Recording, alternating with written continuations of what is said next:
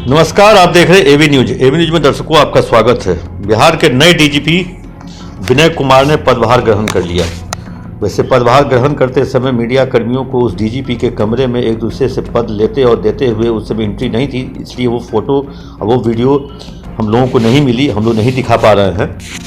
लेकिन ठीक है, पदभार ग्रहण करने के तुरंत बाद मतलब बिना देरी किए उन्होंने मीडिया कर्मियों से बात की और एकदम जिस तरह से उन्होंने बात की उनके चेहरे से साफ दिख रहा था जो इस बार कुछ नया और पूरी अपनी नई टीम के साथ वो बैठे थे। मतलब बगल में कुंदन कृष्णन एडीजी हेडक्वार्टर, उसके बगल में ADG law and order Pankaj Darad, वो दोनों लौटे हैं दिल्ली से, स्पेशल वर्क लेकर के आए हैं, बिहार सरकार के लिए करना है। उसके बगल में एडीजी सीआईडी पारसनाथ भी दिख रहे हैं, क्योंकि सीआईडी का भी एक बहुत ही अहम रोल होता है किसी भी राज्य की कानून व्यवस्था या अनुसंधान में। उन्होंने साफ तौर पे नए डीजीपी ने ये कह दिया, उन्होंने कह दिया जो भी अपराध या गलत कार्य करके अगर संपत्ति बनाए हैं उनकी संपत्ति को जब्त किया जाएगा। उन्होंने साफ तौर पे दिशा निर्देश दे दिया। इसके बाद उन्होंने कहा जो भी अपराधी जो कन्विक्शन रेट जो उन्होंने बिहार सरकार के पुलिसकर्मियों के द्वारा जो पिछले 10 वर्षों में जो कन्विक्शन रेट 0 पे चला गया है, मतलब कहें तो ये तो कहीं हम तो 0 कह भी रहे हैं, हो सकता है कई लोगों के यहाँ तो माइनस में होगा। उस कन्विक्शन रेट को बढ़ाना है, क्योंकि कोर्ट के साथ एसपी की मॉनिटरिंग और उसकी मीटिंग अब मतलब कहे जो बातचीत तो दूर, मीटिंग भी तो दूर, बातचीत भी नहीं होती है। पहले 2005 से 10 के बीच में आईजी सीआईडी के रूप में थे ये विनय कुमार और एडीजी हेडक्वार्टर थे अभयानंद।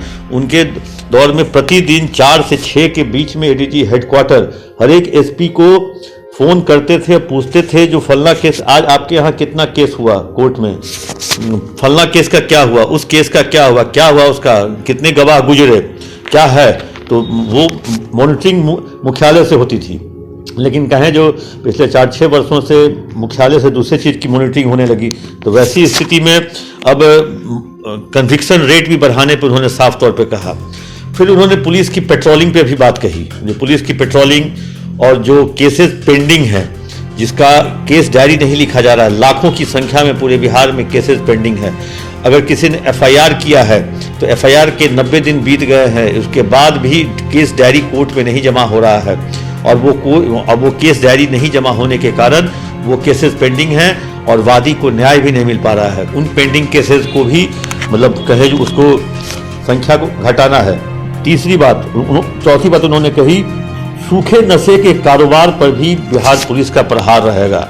जो बॉर्डर इलाके हैं, जो बंगाल से सटे हुए हैं, यूपी से सटे हुए हैं, वैसे इलाके में भी पुलिस की पेट्रोलिंग रहेगी। उन्होंने कुछ एग्जाम्पल्स भी दिए जो हाल के दिनों में मोतिहारी और पूर्णिया में कितने बड़े कांड, मतलब कितनी उपलब्धि हुई, कितने के गांजा और कितने के स्मैक और हेरोइन पकड़े गए, उन्होंने इसकी बात भी कही। उन्होंने साफ तौर पे कहा जो पुलिसकर्मियों के कल्याण के लिए भी उनका दरवाज़ा हमेशा खुला रहेगा। एक तरह से फर्स्ट मोटिव क्रिमिनल डीजीपी के बातों से लगा, जो उनका प्रायोरिटी है क्राइम और क्रिमिनल, जिसके लिए इनको और कुंदन कृष्णन और पंकज दराद को तैनात किया गया है। क्योंकि पुलिस कहें जो बिहार की सरकार, नीतीश कुमार की सरकार, वो पूरी तरह से समझ गई थी जो कानून व्यवस्था बेपटरी हो गई है और उसी को पटरी पे लाने के लिए मैं तो फिर आज दर्शकों यही कहूँगा, जो 5 से 10 और 10 से आज 14 साल पीछे हम लोगों को जाना पड़ रहा है। मतलब कोई अगर कहे जो लॉन्ग जंप या जंप करता है तो पहले 10 कदम पीछे जाता है, तब जाके वो जंप लगाता है। तो अब बिहार सरकार 14 कदम पीछे गई है और तब वो फिर जंप लगा के 2005 और 10 के कहे जो एरा में पहुंचेगी। एक तरह से कहें बिगड़ी हुई व्यवस्था को ठीक करने के लिए यह टीम आई है और टीम आने के बाद आइए बिहार के वर्तमान डीजीपी, नए डीजीपी ने मीडिया से क्या कुछ कहा और बिहार की जनता के लिए क्या कुछ कहा, हम आइए उन्हीं को सुनते हैं और उनकी बातों को सुनते हैं क्या कुछ वो कह रहे हैं। इनकाउंटर एक संयोग है। इनकाउंटर कोई ऐसा नहीं होता है कि आपको अपराधी मिल गया और उसको इनकाउंटर एक नैसर्गिक और प्राकृतिक एक घटनाक्रम है कि आप कहीं जा रहे हैं, आप पे गोली चली तो आप रक्षार्थ गोली चलाते हैं, मुठभेड़ होता है, आप भी घायल होते, वो भी घायल होते। ऐसा कोई इच्छा शक्ति के अनुसार नहीं कि आपकी इच्छा हुई कहीं इनकाउंटर कर दिए। तो इनकाउंटर एक प्राकृतिक कालक्रम में होता है। ये कोई वेल डिजाइंड तरीके से नहीं होता है। इसलिए इनकाउंटर हम लोग भी काफी सारे इनकाउंटर किए हैं, लेकिन कहीं पे भी कोई ऐसा उंगली नहीं उठाया कि है इनकाउंटर। मुझे याद है कुंदन जी सीतामढ़ी एसपी थे, हम मोतिहारी एसपी थे, तो मधुबन थाने पे नक्सलियों का भारी इनकाउंटर दिन के 1 बजे हुआ था। हम लोगों ने इनकाउंटर किया, दर्जनों लोग उसी दिन मारे गए, फिर अगले दिन भी कई लोग मारे गए थे, बहुत गिरफ्तार हुए थे और काफी उसमें गिरफ्तारियां भी हुई थी पूरे स्टेट लेवल पे। तो उसमें कोई ऐसा नहीं कि आप सर एक सवाल है सर कि आपकी पुलिस जो है कोई उतना डायरेक्ट उतना संबंध नहीं, अप्रत्यक्ष रूप से संबंध है, लेकिन कोई ऐसा प्रत्यक्ष रूप से संबंध नहीं है। की दिशा में जो स्मैक और हीरोइन वगैरह वगैरह भी, जैसे आपने देखा होगा कि अभी 2-3 दिनों के अंदर में कई जिलों ने भारी मात्रा में स्मैक वगैरह बरामद किया। तो ऐसा नहीं है कि हम स्मैक के प्रति, हीरोइन के प्रति हम आंख बंद किए हुए हैं।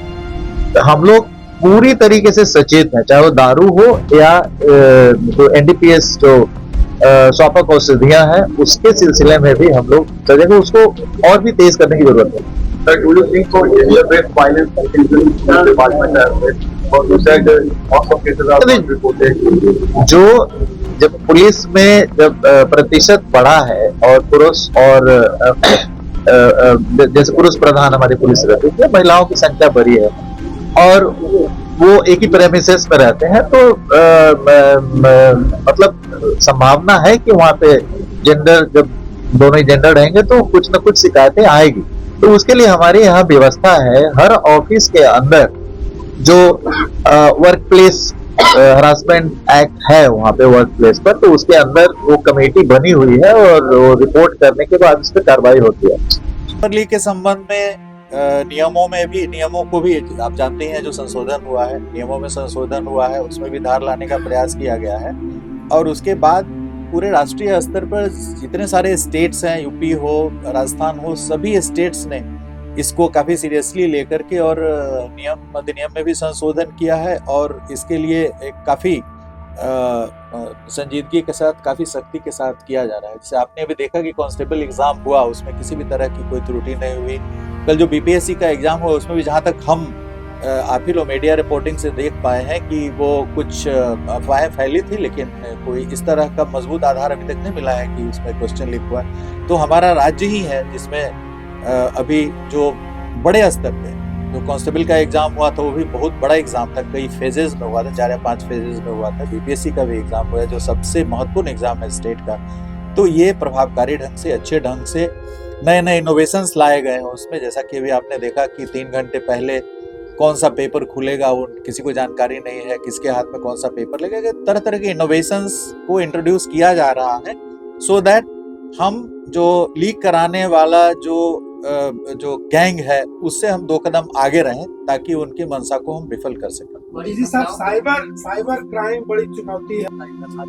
देखिए, साइबर क्राइम्स के प्रति हम लोग पिछले 10 वर्षों से लगातार काम करते आते। पहले CCSMU हम लोगों ने हर जिले में गठित किया था, अब CCSMU को हम लोगों ने कन्वर्ट कर दिया साइबर पुलिस स्टेशंस में। हर जिले में साइबर पुलिस स्टेशंस हो गए, हमारे सृजित हो गए हैं। जबकि आप साउथ इंडिया में भी देखिएगा, आंध्रा का मैं ऑर्डर देख रहा था, वहाँ हर जिले में पृथक रूप से साइबर पुलिस स्टेशंस नहीं है। तो बिहार उन कुछ राज्यों में से है जहाँ पे हर जिले में पृथक रूप से नोटिफाई हो गया साइबर पुलिस स्टेशन। उसके लिए जमीन हम लोगों ने चिन्हित कर दिया है और कई जगह उसका डिजाइन वगैरह बन रहा है। जल्द ही हम लोग साइबर पुलिस स्टेशन के लिए पृथक भवन का भी निर्माण कर लेंगे। और साइबर पुलिस स्टेशन, जैसा कि आप जानते हैं कि DSP रैंक के पदाधिकारी उसके SHO हैं और साइबर थाने को काफी सुदृढ़ किया गया है 2-3 वर्षों में। और देश में हम पहला राज्य है, प्रथम स्थान पर है जो जितना साइबर फ्रॉड हुआ है उसके जो प्रतिशत बैंक में हम लोगों ने जो रोका है पैसा, जो होल्ड कराया है पैसा, उसमें Bihar is the top state जिसने I think Manavjit will say 35% और सब 35% हम लोग पैसा, यदि 100 रुपया साइबर फ्रॉड हुआ है तो 35 रुपया हम लोग बैंकिंग सिस्टम में रोक पाए हैं और जो विक्टिम है उसको उतना पैसा हम लोग in due course of time court के आदेश से हम लोग मुहैया करा देंगे। इसलिए साइबर क्राइम के प्रति जो सजगता है, सचेतता है बिहार में, वो किसी अन्य राज्य से कम नहीं है। लेकिन इसमें बहुत कुछ करने की जरूरत है। इसमें बहुत ही ज्यादा कुछ करने की जरूरत है, क्योंकि एकदम ऑर्गेनाइज्ड क्राइम का रूप ले चुका है और तरह तरह के इसमें लेवल्स पे लोग काम कर रहे हैं, भारी संख्या में लोग काम कर रहे हैं। इसलिए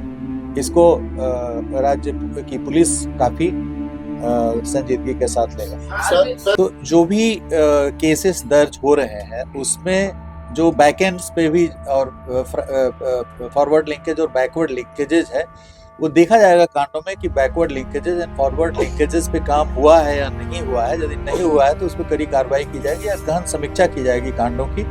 और कांडों की समीक्षा में 9 साल लगभग सीआईडी में रहा हूँ, तो केस की समीक्षा कैसे की जाएगी उसका अनुभव हमें पूर्व से भी प्राप्त है। तो केसेस की समीक्षा वार फुटिंग पे कराएंगे और जो भी आईओ इसमें वांटिंग पाए जाएंगे, जो पाए जाएंगे लापरवाह सुस्त पाए जाएंगे, उनको डिसमिसल की कार्रवाई की जाएगी। भारी संख्या में हम लोग रूथलेसली उनको निकाल देंगे पुलिस से।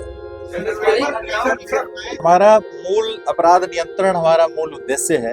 अपराध नियंत्रण के लिए पुलिस की विजिबिलिटी बढ़ाई जाएगी और अभी हमारे पास डायल 112 के भी करीब 2000 वाहन उपलब्ध हो गए हैं। तो डायल 112 हो या थाने के अंदर जो पेट्रोलिंग व्हीकल्स है, रोड पेट्रोल्स के लिए भी व्हीकल्स खरीदे गए हैं। तो ये जितने भी प्रकार की पेट्रोलिंग है, beat road patrolling, beat foot patrolling, beat शहरी पेट्रोलिंग हो, और पदाधिकारियों को सड़क पे दिखना चाहिए, उनकी विजिबिलिटी हम लोग देखेंगे। जो भी डीएसपी है, इंस्पेक्टर है, they should be seen on the road.